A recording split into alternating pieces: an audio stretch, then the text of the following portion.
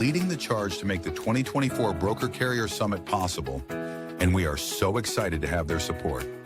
In case you haven't heard, TAFS offers much more than freight factoring. It provides a comprehensive support system for trucking companies of all sizes, specializing in fast and efficient invoice factoring with the ability to pay carriers in as little as 1 hour. And TAFS services go well beyond factoring, offering a fuel card that unlocks major fuel discounts, flexible business loans that are designed to cater to the distinct needs of a carrier's operations, a dedicated, responsive client experience team, and much more.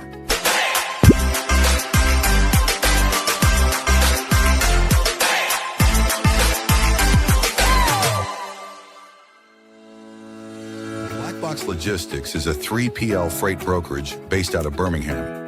Alabama Black Box Logistics was formed in 2020 by 3 friends, Logan Dyer, William Graves, and Will Hopkins, in a basement office with the goal of bringing transparency around the clock communication and hassle-free customer experience to the table.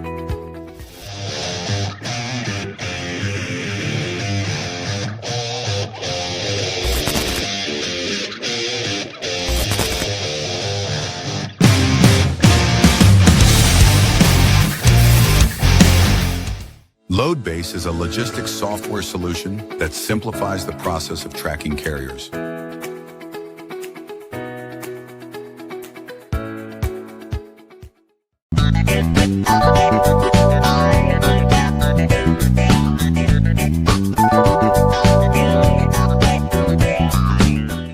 Multi-service fuel card, the industry's first fuel card, was created by an over-the-road truck driver in 1978 to offer a safe, simple, and cost-effective way to handle fuel and trucking expenses.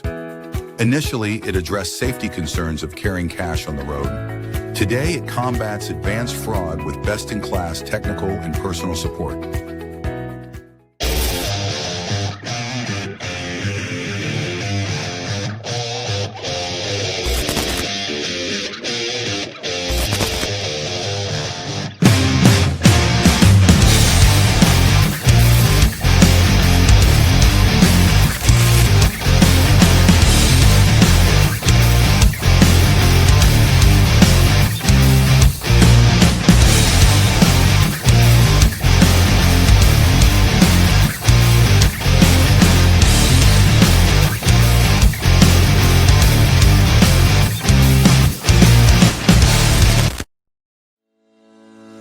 Sales-CRM is built for freight broker and agent sales teams.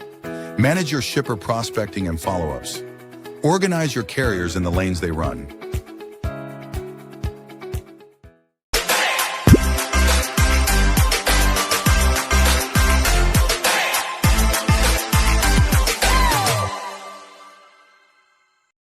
HD Ships is a leading logistics provider specializing in sustainable and tech-driven freight solutions. With hubs in Reno, Phoenix, and London, we deliver comprehensive services, including full truckload, expedited cross-border, and intermodal freight. Leveraging proprietary technology, we offer 24/7 tracking, real-time visibility, and advanced automation to ensure safe, compliant, and efficient transportation. Our commitment to sustainability enables clients to offset emissions through carbon credits, aligning logistics with environmental goals. At HD Ships, we prioritize transparency, reliability, and exceptional customer service, empowering clients to achieve seamless, sustainable logistics solutions worldwide.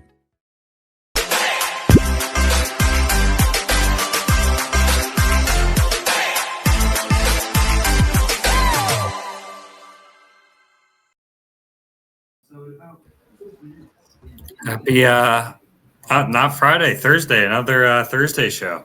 Yeah, mixing it up again. Happy Thursday. How's your week been? It's been good. It's been good, man. Got the new background in, so liking it. Yeah, you're joining us from Indiana today. Isn't that right? Yeah, Indianapolis area. So very cool. Well, yeah, pumped about this one. We got a sponsor coming on. They've got a cool story, so it'll be exciting to hear about their backgrounds and what they build, and looking forward to the future of Loadbase. Yeah, it'll be fun. I know you've demoed their product. I've talked to Stan multiple times. Excited to kind of get a little more in depth on what they do and who they are, and yeah, it should be fun. Yeah, 100%. Well, before we get into it, shout out to our other sponsors, Multi-Service Fuel Card. Been around for forever, pretty much. Great fuel discount. Longer than you and I have, almost actually probably longer than you and I combined have been alive. Yeah, and there's something to be said for that, for being around that long, right? Then, of course, my company, Black Box Logistics. And then we've got Loadbase, which is joining us today.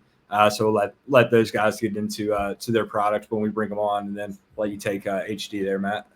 Yeah, HD Ships. If you're looking to be an agent, love to chat with you. Sales Dash, we have some agents that use it. Great CRM, freight specific. Josh Lyles, Total Dog. And yeah, Will's company uses them as well.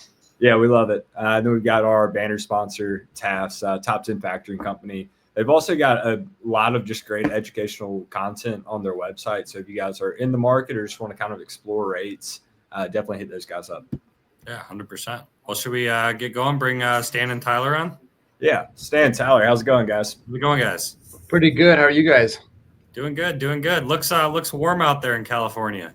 Oh, yeah. We had a few weeks of rain lately, but it's all cleared up. We're in a newer office now, too. Mm-hmm. So very grateful for how this new year started off. I know you guys hit us up to be on the pod a couple of times. I'm just either Tyler's busy, I'm busy, or, but no, we're super, super glad to be, sponsors for you guys.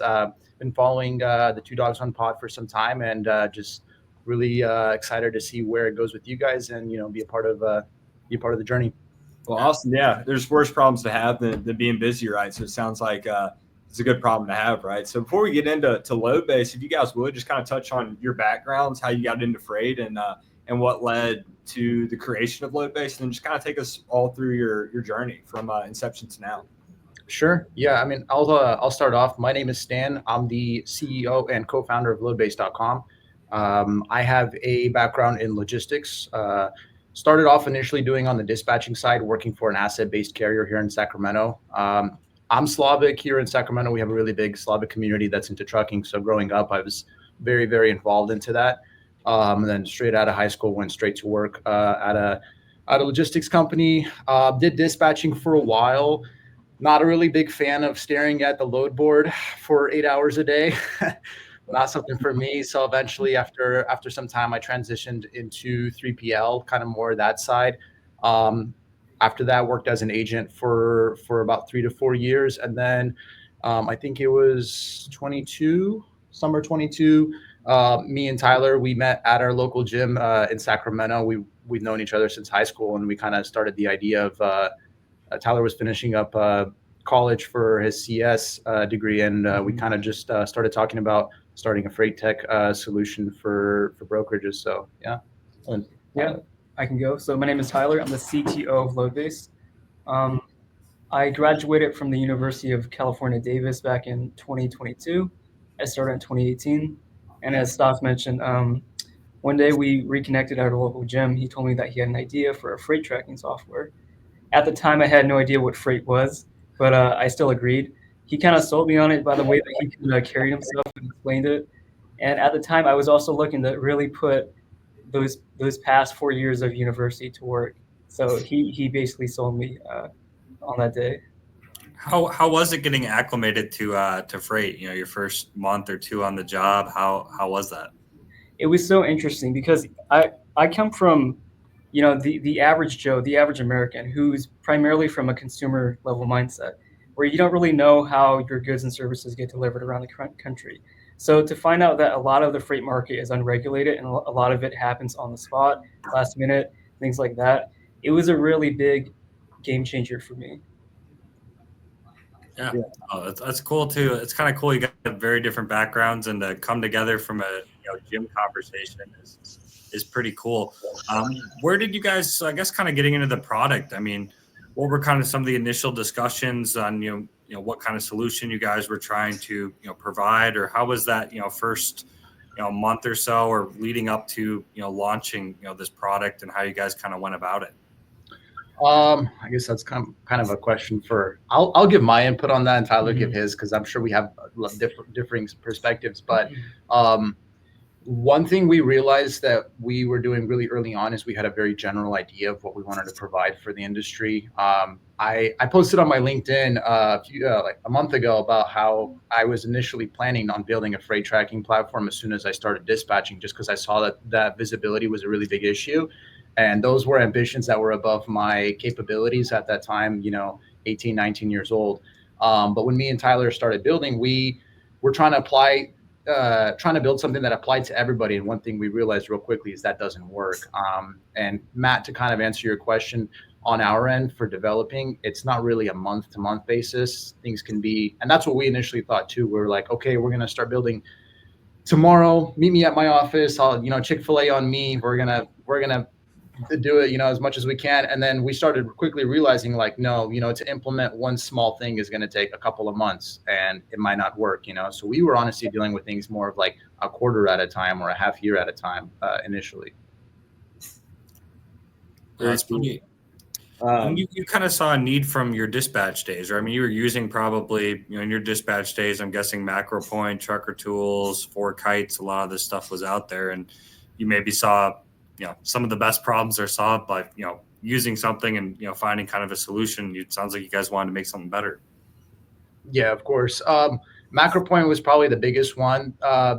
Four Kites, Trucker Tools, they're also really good products out there too. But for us, we kind of, at least from my end, whenever I initially pitched it to Tyler, I kind of told him like, this is what currently exists in the market. Me and Tyler, from his end as the CTO, the technology side, we spent a lot of time discussing the other products and seeing how we can differ, because we don't believe in reinventing the wheel. And this is something we tell to all the customers that we even demo with. We believe what's called a force multiplier, meaning we try to make all the small things in a product or a service better, so that overall the product or service seems a lot better than what the competition has and at a more affordable price. We're a really small team here, about 4 people. And we just hired a sales guy to help me managing all the inbound leads and demos and stuff like that. So we're very flexible in terms of what our overhead is. And I plan to keep it that way. We plan to keep it that way for the very long-term future in terms of how we're able to bring our product to not just, high, mid-market and higher end brokerages where they're moving really big volumes, but also, the smaller end brokerages where they can't afford to get locked in a 1 or 2 year contract for a product. So you guys are month by month then basis for your, okay. So you're basically, I like that. So you're kind of just saying, we believe our product is really good, test it out and we'll kind of prove it to you kind of concept. Yeah. Cool. So you kind of had mentioned earlier on the show that you're talking about making a product that's attractive to everybody. It sounded like you kind of honed in on a specific ICP. What would you consider as your target customer, whether brokerage, asset size? I mean, what's your what are you aiming for there? That's a great question. I would say as of right now, in terms of what we can offer, smaller to mid-sized brokerages is really where we are very good. With us being flexible on our contracts, smaller size brokerages that want to try out different products, they can demo our product up to a month, and they can see whether it's something that they want to use. And if not, they can move on. Most people that try us end up sticking with us. We are working on integrations, but because that's such a big project to tackle on, it's kind of more in the future. And once we are able to integrate with a lot of these bigger TMSs, hopefully we can move more into the mid-level market. But again, not trying to bite off more than we can chew. We understand. We try to be very aware of who we are, where we are, and where we're trying to go. Yeah, that makes sense. So what I really like about you guys in comparison to maybe some other freight tech companies, it seems like there's sometimes a disconnect. Maybe you kind of have both pieces of the pie, so to speak, right? Like Stan, you come from a freight background, then Tyler, you've got the technology. So then you guys working together, I'm sure that, I mean, correct me if I'm wrong, but you're likely speaking on something the other person has a different perspective. And by kind of just going back and forth, you're able to come to some ideal solutions. Yeah, definitely true on that. And me and Tyler have personalities, very different personalities, but one thing that we've managed to do, and this kind of goes, I don't know, maybe like advice for anybody else that works with a partner, is we try to not have to do the other person's job, but understand what scope of effort and work the other person's job has, so that, if we feel like we could have input or help out in some sort of way, there's never going to be a delay. So that's one thing that me and Tyler, having known each other for a long time, but also having like that mutual respect and agreement with how we want to build a product, we established really early on, and we were very serious about that for one another. Because again, as he mentioned, he didn't understand freight at all. So basically the first 2 quarters of building Loadbase, like whenever it was just building our MVP, the minimum viable product, was like just giving him a crash course on like, okay, you're going to have truck drivers that are, going to try stealing the freight. They're going to turn off tracking, or they're going to go partial the load at a warehouse. So they're going to turn it off. So we're just like, I'm teaching him all these things, and his, I mean, you could say it for yourself. Yeah, it was like, what's a double broker? What's freight? What's commodity? What's this? What's that? What's freight fraud? Yeah. Did it surprise you, Tyler, to hear how much, fraud and theft there is in the trucking industry? Like, did you realize before getting into it, how big of a problem that was?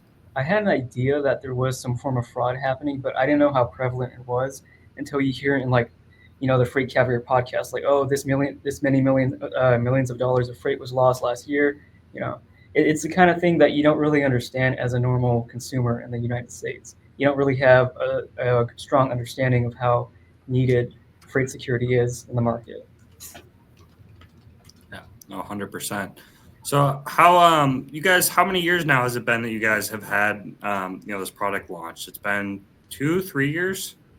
I think we're 2.5 now. 2.5. Yeah. So our timeline's a little weird. I would say first 6 months from the point we started, I think it was like in July or August of 22, is basically just building our MVP, which is a minimum viable product. 2024 was essentially working with like local companies, whether it was local 3PLs or direct carriers, like getting access to their drivers and saying, hey, this is who we are, this is what we do. We want to, offer our product to you for free, but we use you guys as guinea pigs so that you guys can tell us how, so we can have data to refine the product. And then I would say mid to late 2024 is when we really started transitioning towards like, okay, these people that have already been using it, let's start charging them. And then also we started having a lot more inbound leads, just because I started taking LinkedIn more seriously. I was the biggest LinkedIn hater early on, and I slept on it forever. But I think the one thing that kind of inspired me is I saw Will Hopkins post, I think early last year, you posted your results from like posting on LinkedIn straight for 1 year. And I was like, you know what? I'm trying to build credibility in the industry. Let me try that out too. And it's worked for us very well, and we're thankful, and I'm thankful for it too. So timeline wise, I would say about mid to late 2024 is when we really started pushing the product out. And then beginning of this year, I don't know what happened. Maybe just people are trying to reevaluate their current vendors for software or something like that. But we've been very blessed to have like a really good amount of inbound leads, and also a lot of good referrals and stuff like that. Yeah. It's interesting. A lot of people do sleep on LinkedIn, but whether it's freight tech, whether it's like recruiting agents, for me, there's a lot of people I know who, a lot of inbound activity comes from LinkedIn. Are you guys active on other social media too? Like I know, for example, Twitter and TikTok are big in the, not so much on the brokerage side, but big on the trucking side. I don't think so. Not really, right? Not so much. Not as of yet. We're planning some stuff hopefully towards the end of this year, but right now LinkedIn's it's been a really good lead generator for us, and we've been thankful for it. Now we're kind of as I mentioned earlier, we just hired another sales guy that's going to be doing outbound prospecting for us too. So our goal for this year is to create like a systematized form of multi-channel outreach to the marketplace. Yeah, oh, definitely. I'm sure this is a common question you get asked, so I'm kind of curious. So like when you have prospects that ask, hey, like I'm using MacroPoint, ForeKites, trucker tools, what would you guys say is like, this isn't to talk badly about any competitor or anything, but what would you guys say is your biggest differentiator from other tracking services? Tyler, you want to answer that one? Yeah, so in terms of pricing, we try to offer a monthly approach to it and charging by loads. So we really want to let the product sort of speak for itself. If you like the product and you try our free trial, go ahead and subscribe. It's only $50 a month, $3 a load. If you don't like it, you can unsubscribe at any point. If you're having a slow month, you can unsubscribe. If you're having a good month, you can resubscribe. But then aside from the monetary aspect of the product, from a design perspective, we try to, like Stan mentioned at the beginning of the podcast, we try to focus on force multipliers. So basically making the features that we have as simple to set up as possible. That means minimizing the number of clicks, allowing for multitasking, um, basically being able to set up tracking within 10 seconds. That's what we try to focus on: simplicity and force multipliers. And Will mentioned a good point, because I know Will's demoed your product. He said the updates, when it pings, and correct me if I'm wrong, Will, but it's pings faster than other tracking software you've used. I think it's real-time visibility, is it not, guys? It is. Yeah, so we, I mean, in the past, I've used different tracking tools that are pinging on intervals, so say 5, 10, 15 minutes, maybe 30 minutes, and then you're getting an update. When I did the demo, it was live tracking, so you can see real-time current location where they are.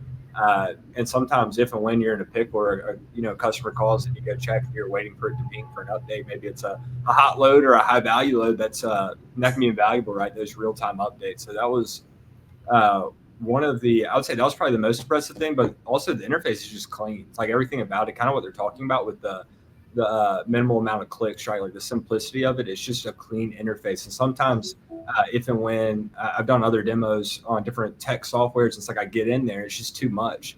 It's like, yeah, I'm sure it can do all these cool things, but like, how am I going to train my 50 employees how to do it, right? Like it's really cool, but like this is a freight brokerage. It needs to be fairly simple, so to speak. So yeah, I mean, I think it's a great product. Mm-hmm.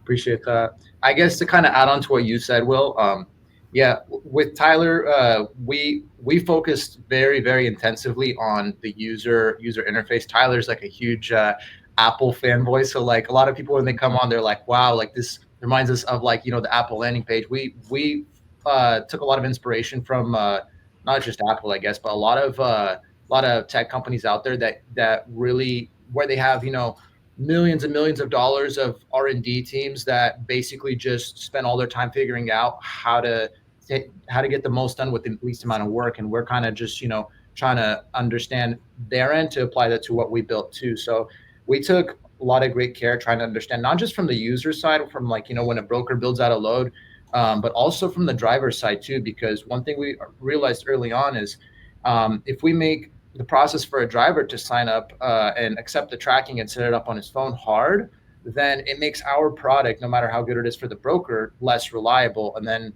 we have users that are wondering, well, why am I paying for this product if the drivers, can cancel it, or they don't know, they can't set it up properly, this, that, blah, blah, blah, So we put a lot of effort into just trying to make it easy on both sides, because we realized really early on that it goes both ways. It's not just one way.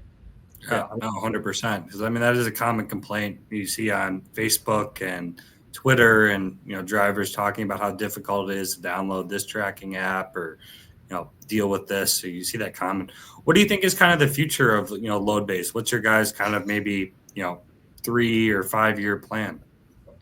That's another great question. I guess I don't know, Tyler. I think we talk about this all the time. We sit right next to each other, so we're always bouncing ideas back and forth. He hears me do sales, I see him developing and stuff like that. But in terms of our long term, I would say integrations for sure. I know a lot of our competitors, they eventually start branching off and providing different products. Our goal is really just to refine tracking itself and make it a very configurable tracking platform. And what do I mean by that? I mean, being able to get integrated with just about every TMS there is. Will mentioned PODs, uploading PODs as soon as it's delivered. That's also another thing that a few of our customers talked about.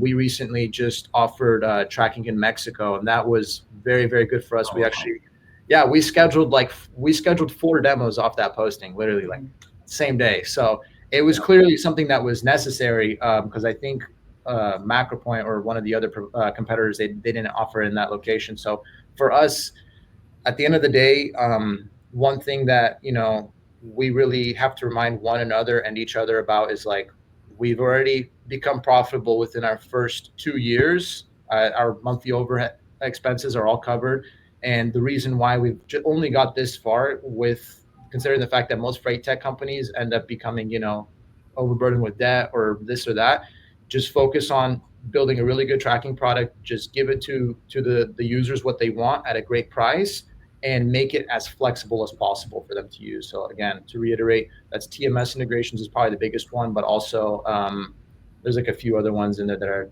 kind of forgetting off the top of my head, but that's the biggest thing for us is the TMS integrations. I didn't know that about Mexico. That's pretty cool, especially because Mexico is growing. I see everything about Cargado, I think, like a load board. Mm-hmm. You know, a lot of U.S. brokerages are getting more and more in Mexico freight, and it's kind of a talk of whether that's going to be more of a future thing. So that's fantastic. Yeah. Nearshoring is definitely something that's growing. I think with the tariffs, maybe we'll see things starting to change, but because so much comes from there anyways, I don't think like long term it's going to change that much. One thing that we noticed too is most of the people that requested demos with us are like customs brokers and stuff like that, and they have to track not just on one side of they have to track on two sides, because Mexican driver with a Mexican authority can't drive into the U.S. They have to exchange, and then once they get it to their DC on the U.S. side, then they take it to wherever they need to take it. So it's basically two tracking instances, meaning their overhead for tracking alone is double if they're using one of our competitors. So that's like, I guess, was a really good thing that we offered them. And also another thing we noticed, Will mentioned this a little bit earlier, is our live portal where brokers or users can share it with their customers. Is one of those things where me and Tyler initially built and we're like, we don't think this is going to be that good. Maybe people will like it. We'll see. You know, we had one or two people request it. We're like, all right, let's just put it out there, see how it goes. And a lot of people really, really liked it. So that's I guess that's a good segue. I mean, have some of your customers talked about how their customers have liked your app, or what their opinions of their app, like, you know, from the shipper's perspective? Yeah, I mean, like I said, the two biggest things is probably being live, not pinging every 5 to 15 minutes, and number two, that live portal. Because one thing I've done most of the demos. Tyler does demos too sometimes. One thing I tell people if they're kind of on the fence about switching over to us, I tell them, look, just pretend that you already have our software and pitch it to your prospects. Tell them, look, we do tracking, not just regular tracking. It's live, and we can share the live portal with you guys. And if you can gain a customer or relatively, engage with the customer based off of what the tools you can offer them, then you can try us out, because that's how really know if the software you're paying for is worth it at the end of the day. Yeah. So the portal's big too. So my experience with the tracking tools is that the updates that we're able to share with our customer are email, and they're on a set timer, right? So if and when it pings, it's sending an email update, and like that's great. They're getting updated, but it's like, man, they don't want 200 updates. They just want to be able to go in and see it when they need to see it. They don't need their email blowing up all night, right? But if they have a portal, they can log in when they need it and see it, as opposed to getting tons of emails about it. Gotcha. Yeah, it's different for every customer. The beauty of this industry is that because it's so flexible, if you will, there's one solution that applies to one customer is not going to be the same to another.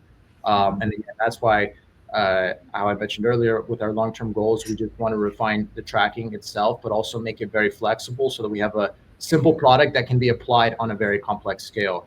And then to kind of go back to the portal thing, I'm sure you guys have brokerage experience. Have you guys ever had when like a dispatcher, for example, sends you the live Samsara link to their truck? Best quality ever. And I told Tyler, I was like, this is how we need to be. Samsara, shout out to them. They built a beautiful product. Their tracking is extremely reliable because it's ELD based. That's not something that we can do, but in terms of how smooth everything is and how reliable it is, we definitely try to shoot for that level of quality. Yeah, great.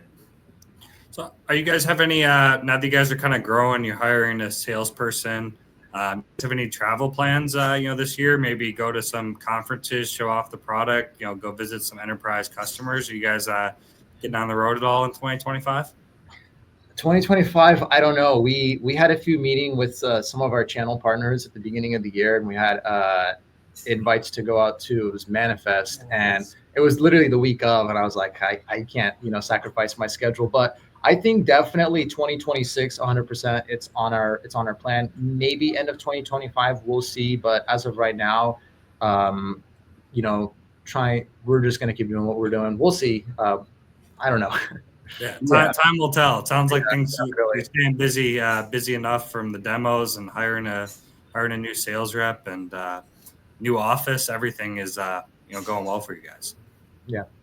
I love the approach of just sticking with the tracking and refining it over time rather than kind of dipping off into this or that. I think that maybe sometimes companies, when they find some success, they start thinking about different offerings and they pivot a little bit and they kind of lose sight of what they started the company for, right? So like for you guys, it's tracking, simplify tracking, to make a clean interface and just to continue to improve the product. So instead of like finding a pivot over here to offer at the same time, a small team just refine. I think it's a great business plan. I think that a lot of people could learn from that focus. Yeah, I agree. I think there's something I was gonna mention with that me and Tyler talk about a lot. A lot of a lot of people, they kind of just get distracted with like Tyler mentions it sometimes. It's called feature farming. You just want to add features, and at the end of the day, you have what you call a product, but that really does nothing at the end of the day. And one thing that I firmly believe in is that the cost or the barrier to entry to access quality software is getting lower and lower and lower. And that's a good thing. That means you as a broker will, or you as Matt, if you're, if you guys are trying to bring in more people, more talent, or you're trying to land customers, you want to have the best software possible at the most cost-effective price possible, right? Because at the end of the day, that means more profit for you guys. And that's what we believe in too. Obviously, we're in business to make money and so are you. But at the end of the day, the best long-term plan and the best long-term action is what inevitably dictates who's going to be the best long-term player. And that's kind of how we're taking that approach. Yeah. Fantastic approach.